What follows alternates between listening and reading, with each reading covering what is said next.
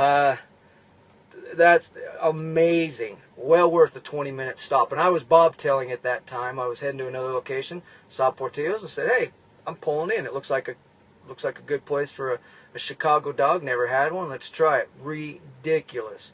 All right. Let's see. After 2 years, you can start applying for local routes, local companies, basically, and possibly work similar to a 9 to 5, Monday through Friday. Maybe you can run a day cab, So options open up. At 6 months, if you don't like your company, you finally have a window that you can move into a company that doesn't even hire someone unless they have at least 6 months. Once you hit your 2 years, then you can start hitting specialty companies that'll pay more. For example, oil rig companies. I had one company offer me right off the bat 80 grand when I dropped off a load from Houston for them up in Colorado.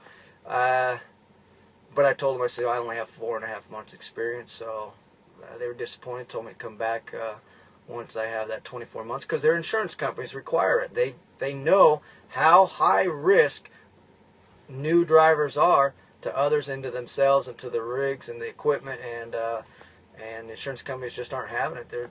They just think it's nonsense to hire anyone with less than 2 years experience. So some companies even 3. All right. Okay, here's reality. Also, once you pass enough dead truckers, whether it be accidents, homicide, etc., you're going to start questioning if the life risks are worth the money and personal sacrifices. I remember a trucker getting shot and killed in Dallas, and all he was doing was he ran out of fuel, grabbed a 5-gallon bucket, and was going to the truck stop, got his fuel, and was heading back to his truck. He was shot and killed. Another trucker that I work with, I ran into at one of our yards, and he says the police woke him up one night and asked if he knew why there was a dead guy in front of his truck, and there was a guy that had been stabbed to death there, and only, I think he said 2 hours before, that guy was just eating across from him inside the diner. So I doubt that was at a Pilot, a Love's, an Ambest, or a TA. I highly, highly doubt it. Those are the only places that I'll park, if at all possible, and they're well lit. There's a lot of eyes, a lot of witnesses, and they're just good, clean places. So I doubt it was at one of those, but know that truckers die out here.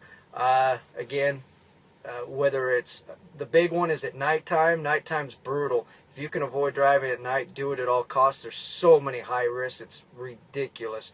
The drunk drivers are bad. They'll fire up their car, not even turn on their lights, and then immediately pull right out in front of you. And it just looks like a parked car, and you were 10 feet away from it when it pulled out. So that's why you always want to change lanes. Get away from any vehicles. Don't ever be within at least 5 feet, if not 10 feet, ever from a parked vehicle at any time. Because you never know. We do things out of habit. And opening up the door and just walking out of our vehicle is a habit. You wait until you do it as a trucker. You're going to find yourself getting out of the truck, and all of a sudden traffic whizzes right by you, and you think, oh my gosh, I didn't even look. I just out of habit, because I'm getting out of the truck so much, just got in and out like I always do. I've seen where a guy opened his door and a passenger side mirror went right through the glass of that driver's window. So, that's ugly. Be careful. But my point to my buddy was, once you pass enough dead truckers, you're going to start questioning if the life risks are worth the money and personal sacrifices. That's when you have to realize that someone has to make those risks and sacrifices so that others have their groceries, diapers, baby formula, business needs, and more that are produced at great distances from the state in need of those goods for their communities.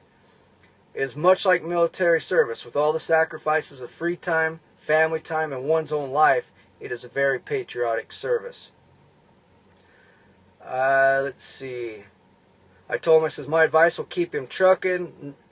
My company's safety department and their terminable offenses of not following the Smith system will best keep him alive. Let's see. And there you go. So what's this got to do with BATC? Well, let's flip back on that. First of all, let's say there's a draft. Okay? And you're all going to basic training because you're going to war. And you're going to be in infantry. Okay? Now, your buddy goes to a military training place for infantry. Same thing you're going to do. He's going to be a grunt. And he gets it done in 2 weeks. Another buddy gets it done in 3 weeks. Another one, one does it in 100 and something hours. Another one does it in 230 hours. And they're like, ha, beat you. We're going on the fields before you are. You're going to do 10 weeks, 30 hours a week, 300 hours total, which once you get out here, you'll find isn't even enough at that. So it's going to take you a while to get out here. But which one would you rather be in? Which amount of training would you rather be in before you get into a life and death situation? Because it is very much the reality out here. You're also going to want instructors that are hard on you and an instructor that counterbalances that. When I was in the military, I had drill sergeants that were stern, extremely stern. Some that were over the top and the other ones that were just under that one. And then I would have the relief comedy one, that were still stern, but made us laugh. And we weren't allowed to laugh, but, inside you were just, I'd be tearing literally, and then inside just dying. And I think they do that on purpose. And if you could find a driving school where you've got that, that's what you want. And at BATC, I cannot tell you how invaluable that is. If your instructor's not screaming at you and not being strict with you, you're getting shortchanged. This is a life and death situation out here, not just yours, but the lives of other people. You've got to have that yeller, screamer, hurt your feelings guy, because it's going to burn into your brain. When you are out on the road, you will see and hear that person in your driver's seat. And you can either choose out on your own to ignore that, or to realize that that's going to save your life. I'll give you an example. I remember being yelled and screamed at for not being able to say what milepost I just posted. I just passed mile marker 225, for example. And he'd be like, what mile marker did you pass? And I thought, what? That's nonsense. A lot of stuff makes sense. I understand what we're doing. But a mile marker, okay, yeah, you call and report an emergency, but in 1 mile I have the next marker. It's no big deal. What is a big deal? If you don't recognize that, I guarantee you're going to miss a scale. All it takes is one scale. You're going to miss a scale.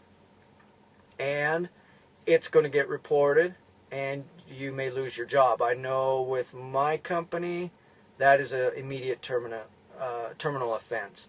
You're going to miss a scale, and you're done. So those details are a big, big deal. And don't think, well, every time I get near a border, I'll know there's a scale. I've gone through Oregon, hit 3 scales just between Portland and the border, and still had one that you can't miss going into California, which wasn't really a scale, but it's a DOT thing. And then you have another scale down the road. But anyway, I've missed one. And I hit the brakes, and I'm stopped. And I'm right next to it. I'm on the shoulder, and I'm going, well, I can't back up. That's illegal. So I went down to the exit, got up, came across, immediately went over to the other one on the other side, told him what I had done. He told me to go back up around into the other side and to go in the office and explain what I had done. And I got lucky because they said they did get it on camera. They always do. And that me coming in, bringing in my license and my registration, all that stuff, gives them the ability to go in the computer, go ahead and void it, and let me carry on. I don't know if they're all going to be that kind about it.